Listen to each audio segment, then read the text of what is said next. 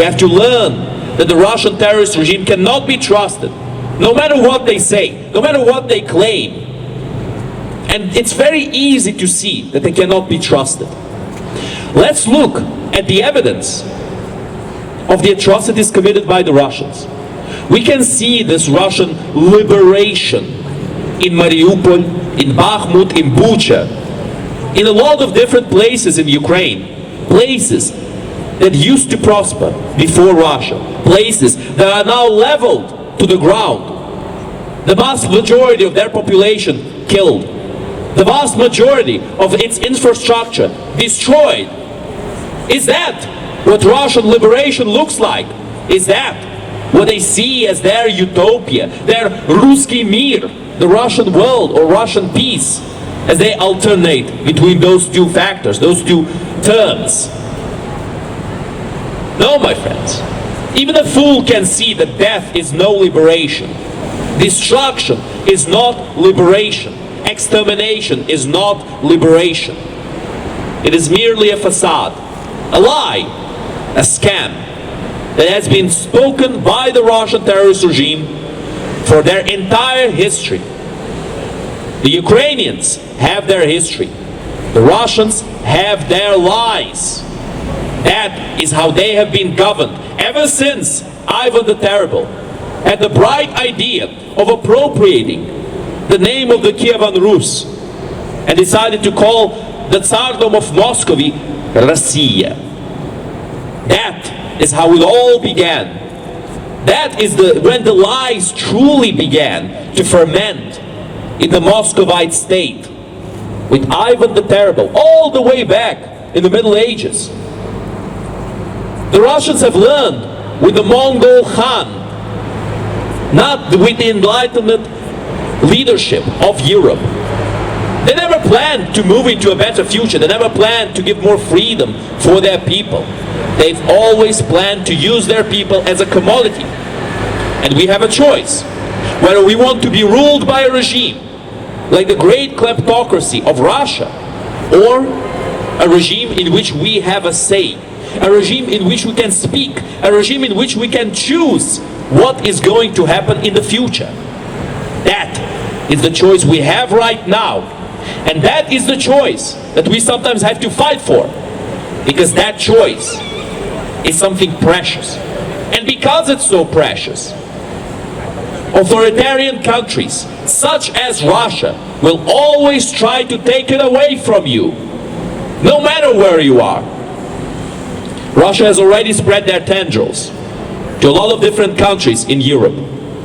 They're trying to influence foreign politics via bribes and proxies. A very interesting example of this is Hungary, with Orban, Putin's little bootlicker, who goes around the world and preaches that Russia is the good guy, and the only thing preventing this war from ending is the evil West. Well, my friends, did this war start with the West invading Ukraine, or did it start with the Russians invading Ukraine? That is a simple question to answer. And it's obviously Russia. Everybody knows this. Orban knows this. But his pockets are too fat for him to listen. His pockets are so fat that the money has gone all the way to his ears and is covering them up, not allowing him to listen to the truth. Or perhaps they go all the way to his mouth, and so he can't speak that truth, and he can only lie and say the deceit that the Muscovite regime tells him to preach. That is the reality that we need to understand, my friends. These individuals, with their claims, with their Russophilic apologetics, we need to understand that they are hollow, completely hollow points, completely hollow people. And why are they hollow? Well, because they do not show you the evidence of their claims. Sometimes we hear that there's authoritarianism in the West. There is corruption in the West. My friends, there's corruption everywhere, all over the world. Every single country in this world has some part of corruption, to a certain degree. But that degree is the real difference between Russia and the West. That degree is really what makes the difference. As the saying goes, the devil is in the details. And in this case, the devil clearly is in the details. And the details are the corruption, the endemic corruption in the Russian terrorist regime, where every single decision needs to go through Putin. There are no checks or balances to his power. He does as he pleases. If he wants to disband the government, he disbands the government. If he wants to continue being the president, he continues to be the president. And there is nothing the Russians can do to stop him. Nothing except to rebel. That is the only options for the Russians right now. And it's about time they started using that option. The Iranian people are some of the bravest people on earth because they live under an authoritarian regime and they have fought tooth and nail against that authoritarian regime. A lot of them have died, but their deaths will not be forgotten. We fully support the fight of the Iranian people for their freedom.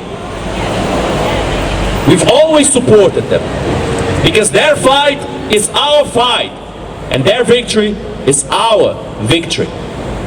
That is the best way for humanity to go. For people to unite against authoritarian regimes like Russia, North Korea and Iran. To finally live in peace. Слава Україні! Героям слава! Слава нації! Смерть ворогам! Україна! Понад усе! Україна! Понад усе! Україна! Понад усе! Героям України тричі! Слава! Слава! Слава! And now, my friends, we'll have a short musical break.